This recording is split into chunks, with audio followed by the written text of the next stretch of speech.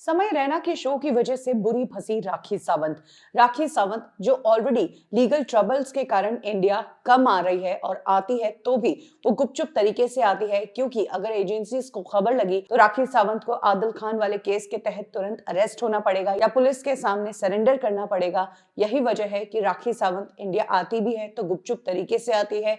वो राखी सावंत जो अक्सर पैप्स के साथ मस्ती मजाक किया करती थी, उन्हें अब इस तरह से इंडिया आना पड़ रहा है। अब इसी बीच राखी सावंत की मुसीबतें और ज्यादा बढ़ा दी है समय रैना ने। राखी सावंत जो समय रैना के इंडियाज गॉट लेटेंट शो में एज अ गेस्ट जा चुकी थी, उन राखी सावंत को भी अब साइबर सेल ने समन भेजा है। 27 फरवरी की डेट है जब राखी सावंत को साइबर सेल के समक्ष पेश होना है और इंडियाज गॉट लेटेंट शो के तहत उनसे सवाल पूछे जाएंगे।